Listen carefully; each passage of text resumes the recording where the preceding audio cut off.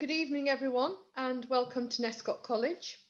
Nescott is proud to be joining in the celebrations for this year's National Apprenticeship Week. I will shortly be starting our Become an Apprentice webinar. If anyone has any questions during the webinar, please do pop these into the chat box, and we will answer these at the end of the webinar. Thank you.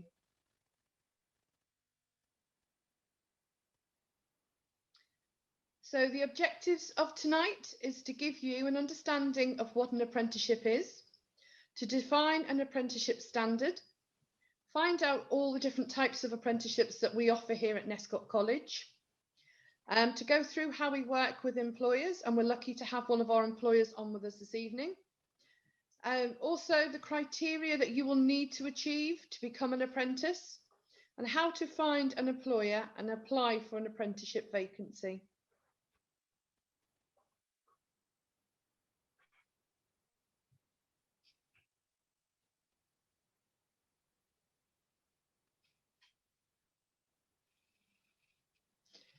So we're just going to watch a short presentation on what does a day at Nescott College look like.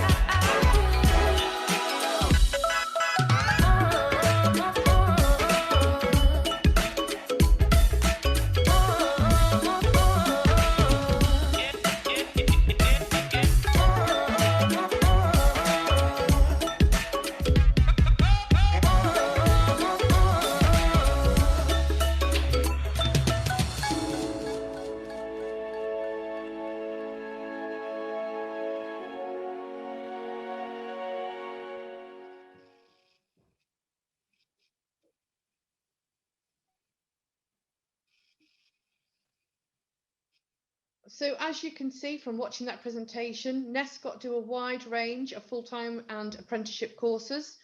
And Nescott combine practical training in a job with the study. So this is what an apprenticeship is.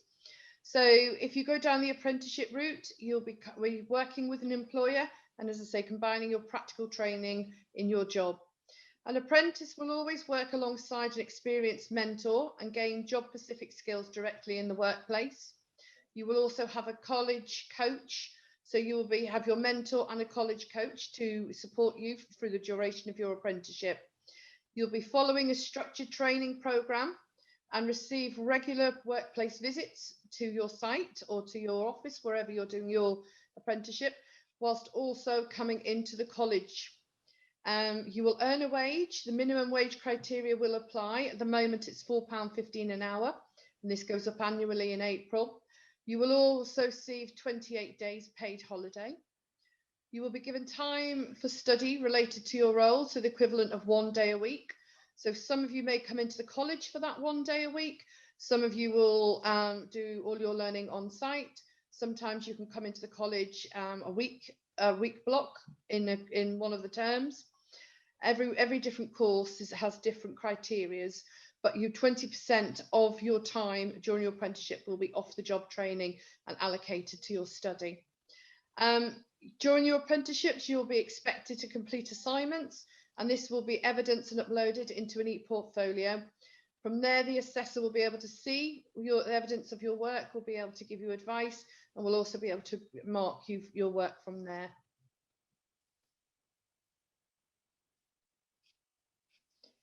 So what is the criteria to become an apprentice? So to become an apprentice and to start your journey, you must be in an apprenticeship for a minimum of 30 hours per week. This can include your 20% training period or your day at the college. You need to be employed, and under PAYE, you cannot be self-employed to do an apprenticeship. You need to be a minimum of age 16 or over and not in full-time education. There is no maximum. We've learned tonight that we've got an apprentice at the moment that's 76 years old, not with us at the college, but in the programme. You need to have lived in the UK or be a UK national or lived in the EU for the past 3 years. You need to meet the entry criteria assessment for the Pacific Apprenticeship. So various apprenticeships will have different criteria. So if you're looking at a level 2 apprenticeship, you may need maths and English in grade 3 or above, whereas if you're looking for more of a Pacific level 3 apprenticeship, that could, your entry criteria could be slightly higher. So you'd be looking for a grade 4 in both maths and English to get into the apprenticeship. Another entry criteria is obviously, usually we ask for a reference from your school or from an employer if you've been previously employed, and you would also need a suitable employer. And what we mean by a suitable employer is there are specific criteria and works that the employer have to offer you as part of the apprenticeship in order to meet the standards for the apprenticeship. So it is essential that those employers do the work that is needed.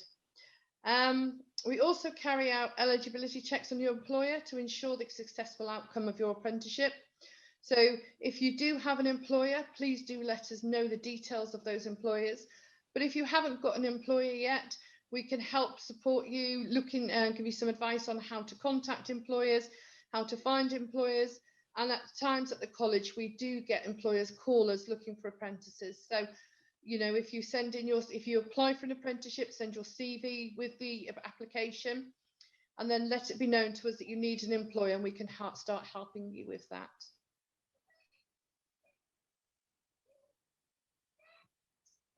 Okay, so in 2017, apprenticeships changed quite drastically from what was known as apprenticeship frameworks to apprenticeship standards. So the frameworks were consistent of qualifications. So what we'd formerly have known as sort of NVQs and diplomas, and that have now gone into the apprenticeship standards. So some apprenticeship standards do not contain any formal qualification. The whole overall apprenticeship builds that qualification. So it's still recognised, and that as a recognised qualification, you still get your UCAS points and everything. With the apprenticeship standards, exactly the same as if you were doing a formal qualification. Okay, so it does depend, every standard is different, and that depending on what sort of sector you're going into, what organisation you're going into.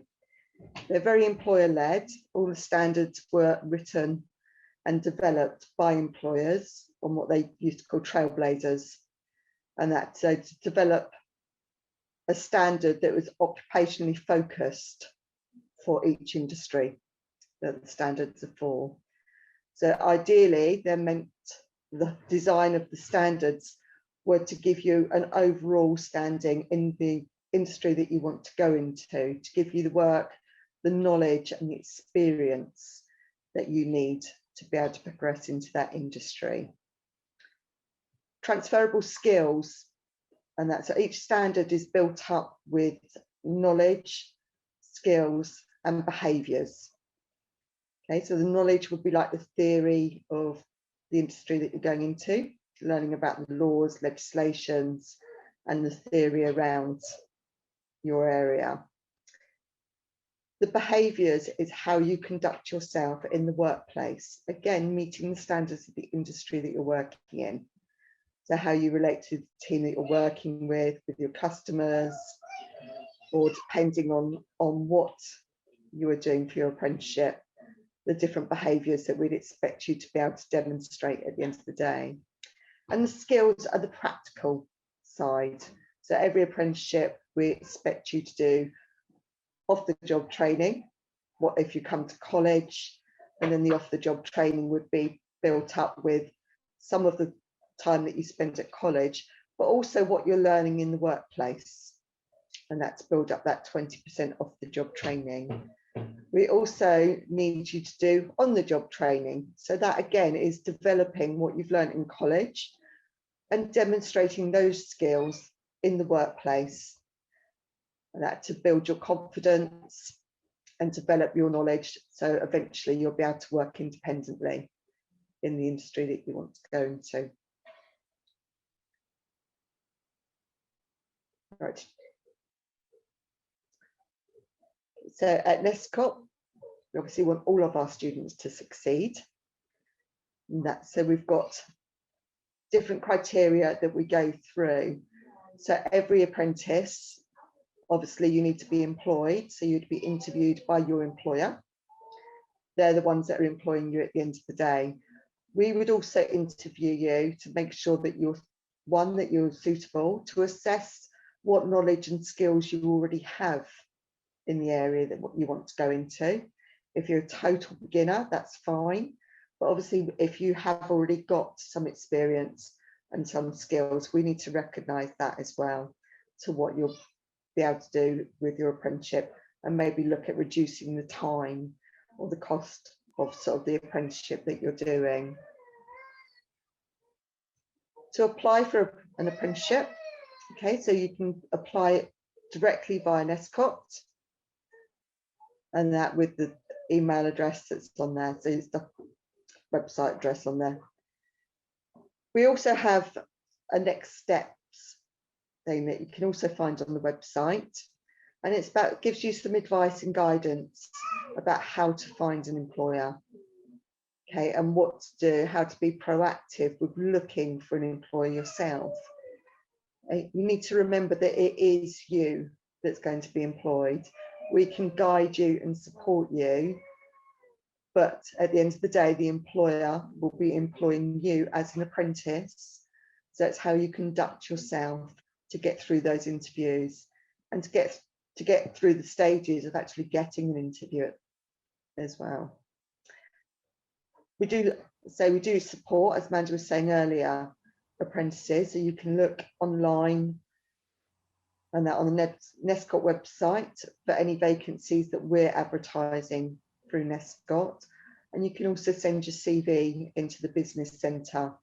So any vacancies that we've got coming through, we'll try and match you to sort of put you in the right place to be able to get that interview.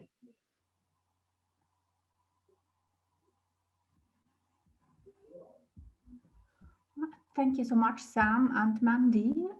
That was really interesting to hear. And also, don't forget, you can look at the government websites for apprenticeships if you are looking for a training provider for the specific apprenticeship you are interested in, or just to browse and have a look at what other apprenticeships are available to you.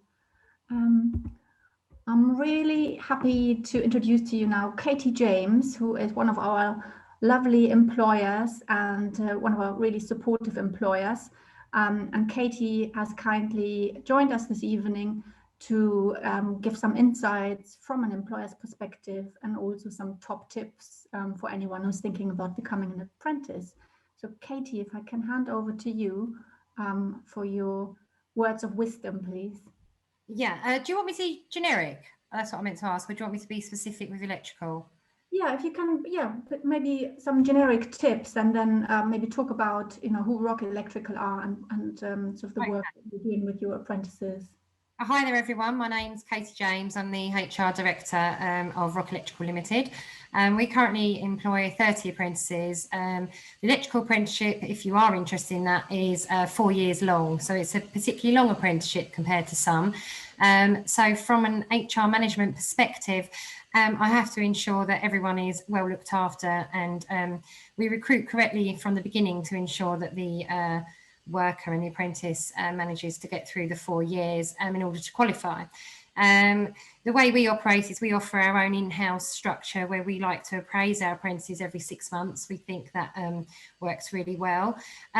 Top tips for employers, I would say the biggest thing is when you come to present yourself to an employer, you need to realise that you are the only person that can sell yourself. So, for example, on our website, we have a careers page and an application form, and you can upload your CV. But not all companies will have that. So you may have to have the confidence to send your CV in to research companies that may possibly want to hire an apprentice. But what I would say with myself is, what works particularly well is if someone sends their CV in an application and that they follow it up with a phone call. It may be daunting to think about ringing up a future employer, but by following up with a phone call, you're making sure your CV has been received, and you're just behaving proactively, explaining why you're looking for an apprenticeship, and it gives you the opportunity to just introduce yourself so that perhaps whoever's working in the office team at the time will remember you, and then when the recruitment process starts, they'll then contact you. But likewise, follow up. If you don't hear from a prospective employer and you've sent your CV in, pick up the phone and follow up and just double check they have received your application. Another thing on your CV is to really show that you've demonstrated some form of work ethic. If you're particularly choosing an apprenticeship, that means you're going to be working 4 days out of the 5. In the case of our industry, you have to be on site by 7:30 in the morning, and there's a level of travel involved, as well as working and coming home 5 days a week, or 4 days a week, and then a day a week on college. And obviously you need to prove that you're ready for the world of work. So a top tip there would be, even if you've just had a part-time job doing a paper round, put it on your CV, at least demonstrate that you are ready for the world of work. The other things that really sing out to us is the willingness to learn and try new things. So if you've taken part in any other activities, whether it be through school or college, often our learners come to us after they've finished their level 2, put that on your CV again. The more information you can give an employer, the better, because when an employer is looking at a CV, they will go through that CV, and if there isn't a lot of information there, they may not even phone that candidate, and then that would mean a lost opportunity for yourself. So top tip is definitely look at your CV and see how you can sell yourself to the best of your ability. In our industry, top tip is to have your CSCS card, not necessarily the card, but the actual pass certificate. In the electrical industry, you cannot now work on a commercial site without the correct health and safety pass certificate to enable you to access site. The card is a temporary red card that's only valid for 6 months. So if you do sit your CSCS test to work in the electrical industry, that certificate is valid for 2 years. So that's something you could do whilst you're doing your level 2, and then you could write that pass certificate onto your CV again, so that when you're applying for a level 3 apprenticeship in electrical, if it was our industry you was looking to go into, then again, you're at an advantage because you've already passed the health and safety. Being generic, just look and research if there are any industry standards or requirements needed in order for the industry you're looking at, and see if there's some extra learning or study you can do in your own time prior to applying for the apprenticeship. And then if there is, put that down on your CV, and yet again, you will be ahead of the game. Another thing, if you're 17 and you're slightly older, it's really good if you're looking for a job that perhaps you need to travel to by, and you can't get there by public transport, is to prove that you're trying to pass your driving test. Another good thing to have if you are 17 coming into an apprenticeship. Is there anything else you'd like me to cover, Steph? Sorry, I'm just rambling away. But No, it's brilliant. I'm sure everybody is frantically taking notes because there's some great advice there for everyone. Maybe Katie, can you give us a couple of examples of some of your apprentices and the journeys they've gone on to after they've completed their apprenticeship with Rock Electrical? Yeah, sure. So we've got a number of electrical apprentices at Nescott. Not all of them started as straight out of college or school. For example, we've got one learner that originally trained to be an accountant and didn't join us until they were 24. And they've then gone on and they're nearly now in their final year, but they decided that they didn't want to work in an office anymore and they wanted to be outside. We've likewise got apprentices that are in their 30s. Again, they've decided they've worked on site their whole life, but never did qualify in any particular trade, and decided to approach us. Obviously, there are the disadvantages of doing it at an older age because, you know, there's only so much salary an employer can pay to someone that isn't qualified to do a role under the apprenticeship framework. However, someone like ourselves are pretty fair and we do look at that and take that into account when deciding upon pay. In terms of development with our company, we've currently got 4 apprentices. Now, our first apprentice is now in his late 30s and he started with us at 16. So I'm going back a few years, but he is one of our main site managers now. We've actually got a few more that have come through the ranks, and we've got 3 site supervisors. We try and maintain our relationships and enhance the relationships with our apprentices to make sure they stay within our workforce. There's no point in me or my company spending 4 years training somebody for them to just up and go, which is why my input into the company, being an HR director, is very important, because it is to try and retain the workers that are good and encourage them to stay after their apprenticeship. And develop and grow within the company. So yeah, in the electrical world, there's many different roles. If you have the aptitude to want to go on and further your career, there's many different avenues you can go down. Brilliant. Thank you so much. I just want to add that, Katie, you're also working with us, with the college closely on recruiting from our full-time learners who are maybe not quite at the age of starting an apprenticeship, but have been on a full-time electrical course with the college. So we are working together with our students and our employers to obviously help the students that are interested in moving on to find the right employer. So. The thing is as well, I didn't touch on that, sorry. So with our industry, you can't work on site unless you're 17 now anyway, in many commercial sectors. So where Nescott has helped our company is I've been able to build a relationship with Nescott to actually reach out and meet their current level 2. So if you're currently coming off of doing your GCSEs and you're looking for a course and you're not really sure which industry you want to go into, sometimes a level 2 course, which is generally only a year, is a good stepping stone into seeing whether that industry is what you would like to do prior to signing up for an apprenticeship. Many people do have the correct GCSEs to be able to go straight on to a level 3. However, they might not be quite ready for the world of work or might not be quite sure about what it is they want to do. So it is, for our industry, the level 2 is a great stepping stone because it allows them to see what the industry is about within the classroom, and then obviously through the help of Nescott they can be exposed to employers like us, in the view to them being able to successfully gain a position on a level 3 apprenticeship. Brilliant. Thank you so much, Katie. I really appreciate that. I'm going to try and turn my camera on so that people might be able to see who we are. I forgot to do that in the beginning. And I will also introduce my colleague Dave Lewin, who heads up our built environment faculty at the college. And Dave will be on hand to answer many of your questions that have been coming through the chat. So thank you so much and keep them coming. We will start going through them. So Dave, hi, are you still there? And will you be able to answer some of these questions? Hi, yeah, welcome everybody. Thanks for joining us at Nescott on this National Apprenticeship Week. Yeah, please keep your questions coming. Don't matter how daft you might think they are, just put the information in and we'll go through it. It's for many of you that don't fully understand apprenticeships.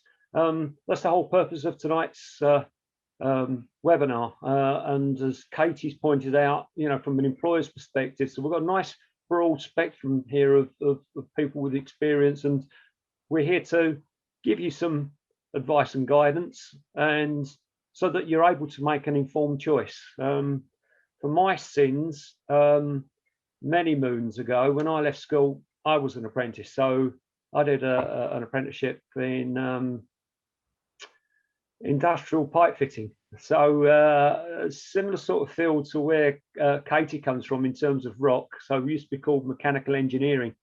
So so I am aware of what an apprenticeship is, and I've been delivering apprenticeships for many moons, and I'm a fervent fan of apprenticeships, and still think it's the best way in which young people can get into the industry, get great training, get great experience with really good employers, and then springboard from there in terms of what their career aspirations are.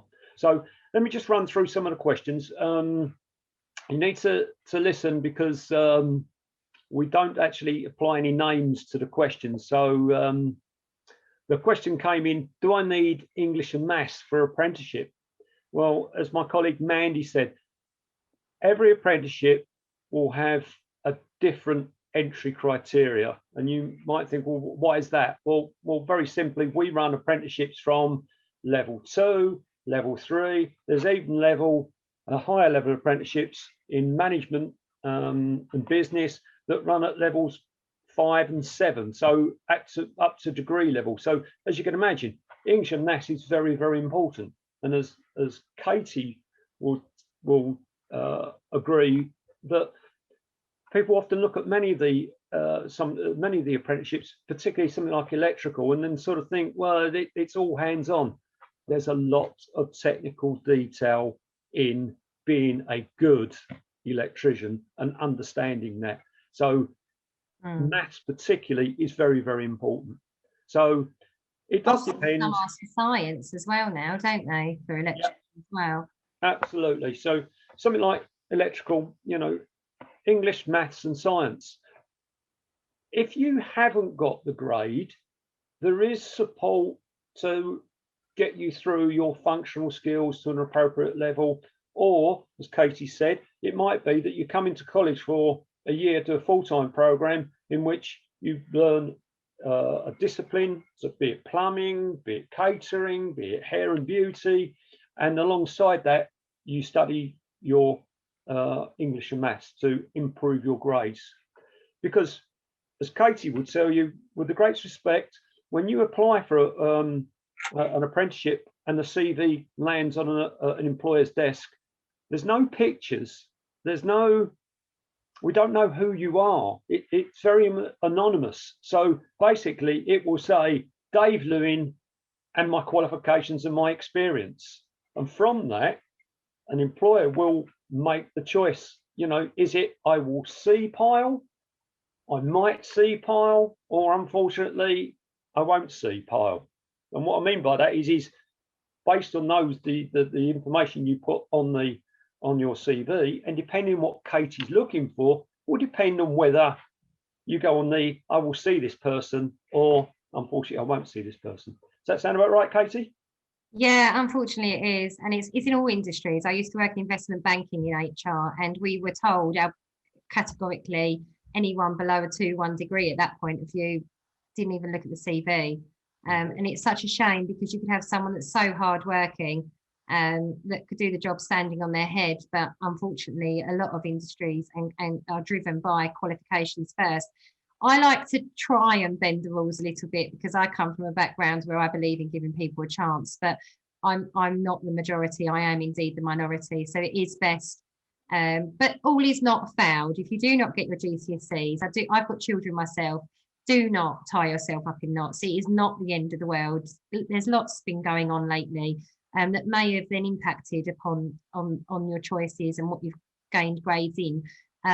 The most important thing is, if there's a route you want to go and you're driven to get to that route, if that means you have to sit a lower level MVQ and cover your GCSEs again, it's not the end of the world, and it gives you a chance to maybe get a part-time job alongside that. So then when your CV goes out a year later, you've not only got your GCSEs, you've also done a level 2 in a qualification that you're looking to gain more qualifications in, and you've got a little bit of work experience, even if that's working at McDonald's or babysitting at home or a paper round, something just to say that you get up out of bed and you help.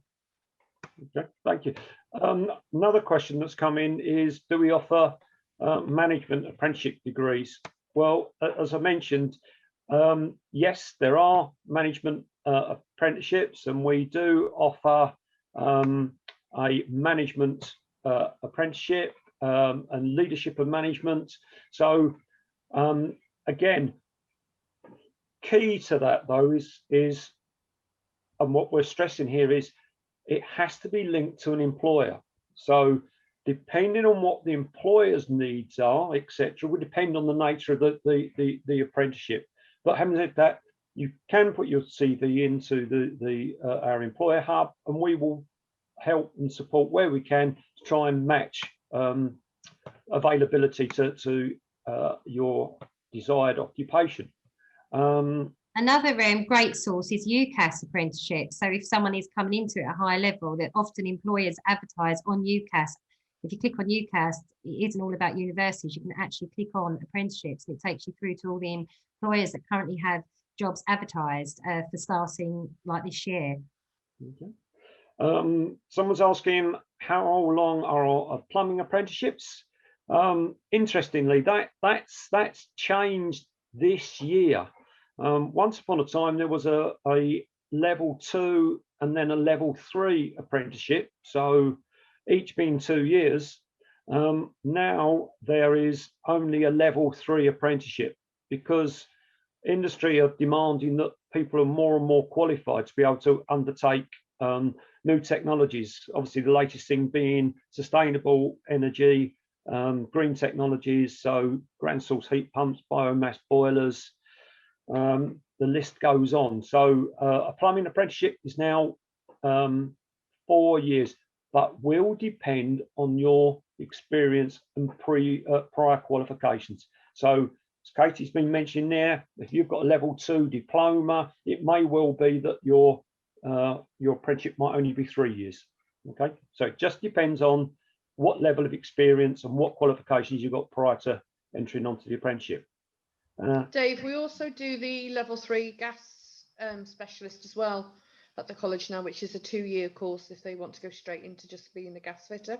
Yeah.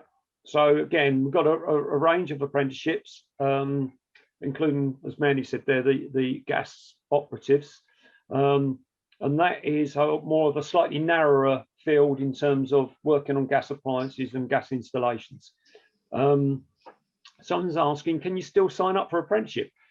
You can sign up for apprenticeships throughout the year, or certainly, excuse me, look for apprenticeships throughout the year.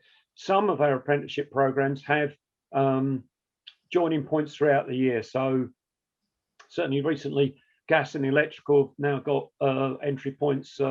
One just in January, and we're starting a new electrical one. Electrical one was in January. Plumbing, we're looking to start in February. Childcare and the others, the likes tend to have joining points throughout the year. So, yep, by all means, you can join at any time. In the case of us there as well, Dave, as an employer, just today, I've spoken to someone who didn't manage to find an employer for last year because of the pandemic, and the end of the year before they were promised an apprenticeship, and then they got the plug pulled on them. So they've really been unlucky. But he didn't realise that I can take people, if they're not currently in a college program and they have the correct health and safety card to try and access site, I can take him on now, because our workers would work for us up until the college starts. So often apprenticeships, if the people want the practical worker in place, they could start the work college starting. Yeah, so just to reinforce that's similar to a traineeship. So basically, you're working with an employer with the understanding that an apprenticeship, as long as you obviously perform, you like what you're doing, they're happy with you, etc., you show that correct type of work ethic, then you can start with an employer and then start the apprenticeship at a later date.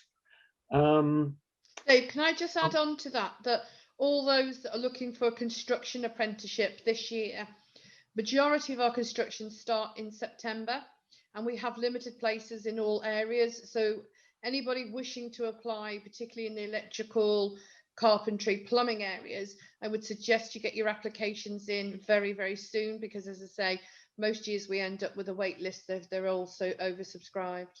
Okay, thank you for that. Someone's asking, what happens if I haven't got an employer by September? Again, we do have starting points throughout the year. However, my advice would be that that you don't put all your eggs in one basket. So in your application, there's nothing stopping you applying for a full-time program and applying for an apprenticeship. So, and if the apprenticeship comes off and you've got an employer, fantastic. Likewise, if you're not successful, then you've applied for a full-time program, and that's what we normally do at Nescott, and I'm sure most training providers will do that. So don't be afraid of, don't put all your eggs in one basket. Make sure that you've got an option in September so you can make an informed choice of what you're going to do. What are the day-to-day responsibilities of an apprentice, Katie? So in our field, it's basically you start at the bottom and you work your way up. And I've got a friend who owns a hairdressers, and I would say it's very much the same thing. It's go in with a big smile on your face, be willing to learn as much as you can.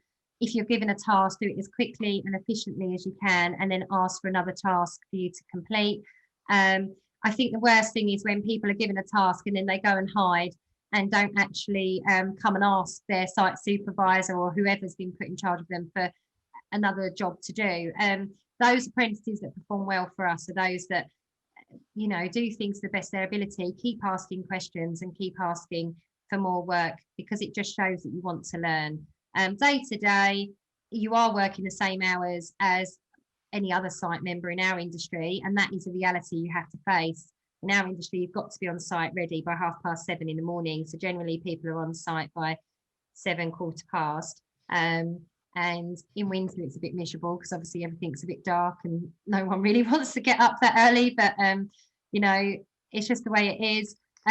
Our actual company are really good about trying to give learners the independence as soon as they can. So you are allowed within an apprenticeship, and I'm sure Dave can say it's the same for all industries. As soon as you can prove that you're able to do a task independently, you're able to work independently. So it's not all about being watched all the time. It's very much that you are working and you're expected to do a job, and you are a team member.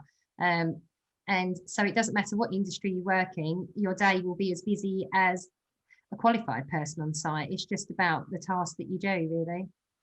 Yeah, no, I agree with that. That's very much about taking responsibility for your own training and own development. And it doesn't matter what industry or what field you're in, the more initiative you show, the more responsibility you'll be given. And that doesn't mean that you're working on your own. It's simply that people are happy for you to then take on that task. And from that, you learn, and you will be supported by the employer, by a mentor on site, and obviously by your assessor or your mentor stroke coach. Someone's asking how many days in college and how many with the employer. Yeah, I can't stress this strongly enough that as an apprentice, you are employed. You have a contract of employment. Therefore, just with any other person that's employed, you work 5 days a week. You will be in college 1 day and with the employer for 4. With hairdressing, it normally does involve one of the working days will be on a Saturday, because most hairdressers run from Tuesday through to Saturdays. So it will involve that, and it just depends on what occupational area that you're working with will depend on what your work pattern will be. But on average, it is a minimum of sort of, if it's full-time employment, then it's normally around 38 to 42 hours a week. But as Mandy said, to meet the criteria as an apprentice, you have to do a minimum of 30 hours a week. But on average, is it about 40 hours for you, Katie, and your guys? Yeah, we're unique in the respect that we pay breaks. Not all employers do. So our day is 9 hours, but they work 8 hours. So, and then we class college day as a 6-hour paid day. So it's 42 hours a week. We do things like the guys finish early on a Friday, but they're paid a full day. It's just site standard, isn't it? Friday they leave a bit earlier, and we do have the weekends available as well. And I believe with the apprenticeship, when you weigh up the hours across the whole of the year that somebody works, they're allowed to, obviously, depending on their age, then they're allowed to pick up extra hours. So in our industry, especially if the project's coming to the end, and we would ask an apprentice to work a Saturday, but then they're paid extra overtime for that. So yeah, on average for us, it should be 42 hours. And then when they're not at college, it's important to say that then obviously during the holidays, they are then expected to work full time. Their hours don't drop. They, you know, they're not got the day off a week for college because college isn't open. So they're working. Yeah, and I'll just stress that again. It's important that people understand an apprenticeship isn't